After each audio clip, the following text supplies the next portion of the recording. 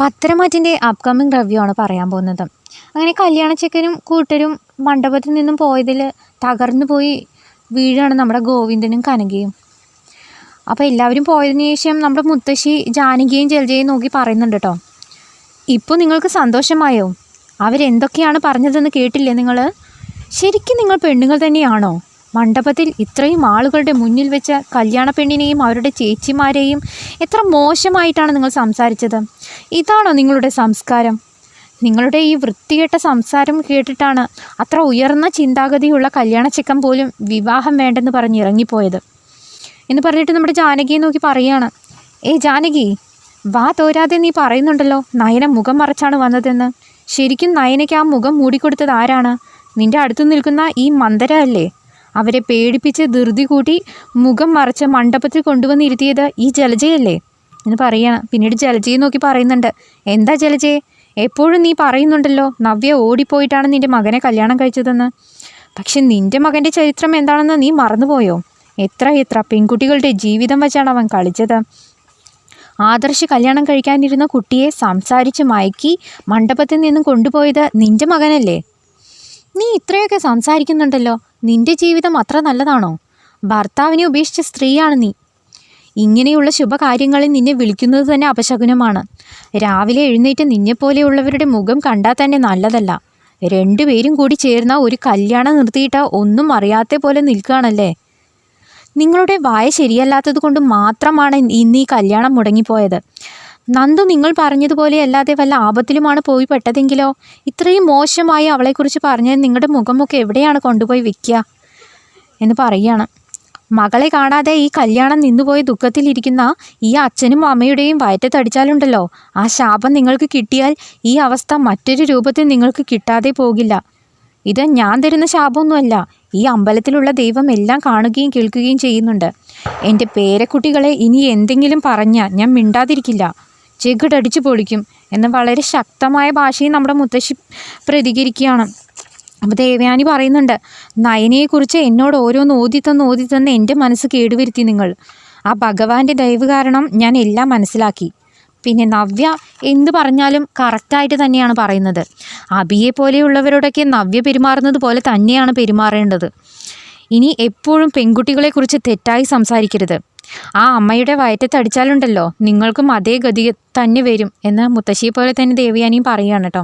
പിന്നീട് അടുത്ത സീനിലാകട്ടെ അനാമികയെ കാണിക്കുകയാണ്. അനാമിക ഫോണിൽ സംസാരിച്ചിട്ട് വളരെ സന്തോഷത്തോടു കൂടി നിൽക്കുകയാണ്.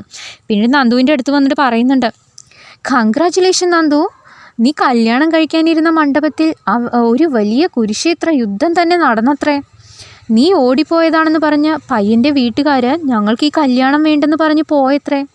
അയ്യോ പാവം, എന്താ നന്ദു നീ ഇങ്ങനെ ചെയ്തത്? അവിടെ കല്യാണം വെച്ചിട്ട് ഇങ്ങനെ ഓടിപ്പോകുന്നത് ശരിയാണോ? ആ പയ്യൻ എത്ര സങ്കടപ്പെട്ടു കാണും എന്ന് അനാമിക കളിയാക്കിയിട്ട് പറയുകയാണ്. അപ്പം നന്ദു പറയുന്നുണ്ട്, കല്യാണം മുടങ്ങി എന്ന് പറഞ്ഞാൽ സന്തോഷിക്കുകയാണല്ലേ, പക്ഷേ എൻ്റെ അടുത്ത് നിന്ന് നിന്നെ ആര് രക്ഷിക്കാനാ എന്ന് പറയുകയാണ്. ഇത് കേൾക്കുന്ന സമയത്ത് നമ്മുടെ അനാമിക ചിരിക്കുകയാണ്. ആദ്യം നിന്നെ ആരെ രക്ഷിക്കാമെന്ന് ചിന്തിക്കുക എന്ന് പറയുകയാണ്. ഈ സമയമാകട്ടെ നമ്മുടെ സിനിമയിലെ ഹീറോയെ പോലെ നമ്മുടെ അനി എൻട്രി കൊടുക്കുന്നുണ്ട്.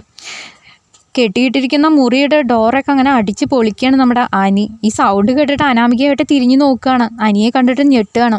സ്ലോ മോഷനിലാണ് നമ്മുടെ അനി എൻട്രി കൊടുക്കുന്നത്.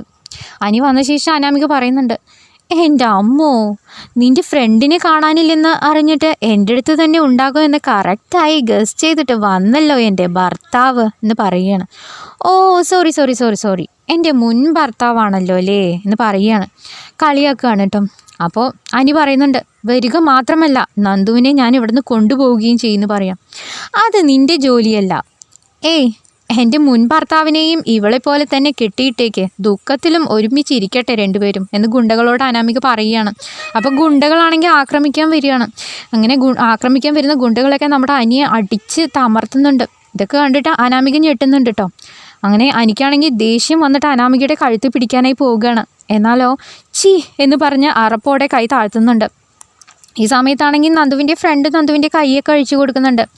ഇത് കണ്ടിട്ട് അനാമിക പറയുന്നുണ്ട്, എന്നെ കൊല്ലാനുള്ളത്ര ദേഷ്യമുണ്ടല്ലോ നിൻ്റെ മുഖത്ത്, പിന്നെ എന്താണ് നിർത്തിയത് എന്ന് ചോദിക്കുകയാണ്.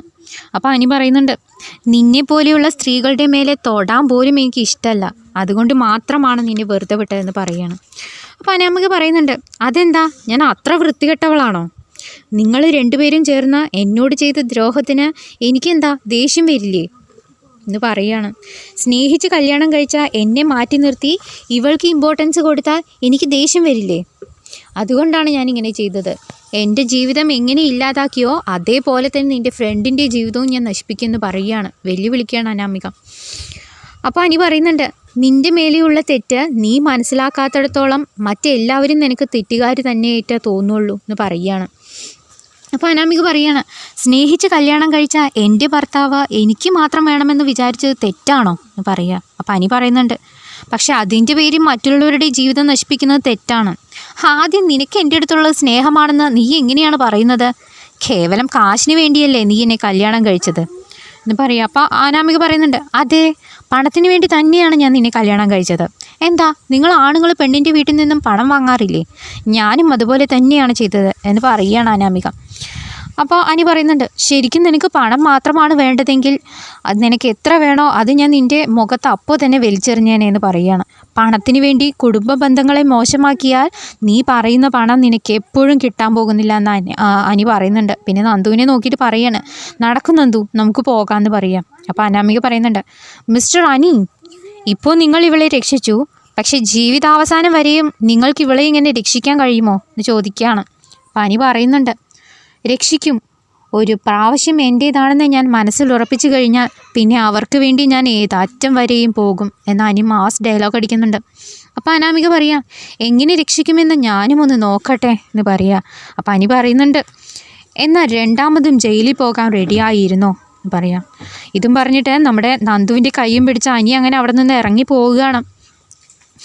അപ്പോൾ അനാമികയാണെങ്കിൽ നന്ദുവിൻ്റെ കൈയും പിടിച്ചിട്ട് അനി പോകുന്നത് ഇങ്ങനെ അസൂയയോടെ നോക്കി നിൽക്കുകയാണ്. ഈ എപ്പിസോഡ് റിവ്യൂവിനെ കുറിച്ചുള്ള നിങ്ങളുടെ കമൻറ്റുകൾ രേഖപ്പെടുത്താൻ മറക്കല്ലേ.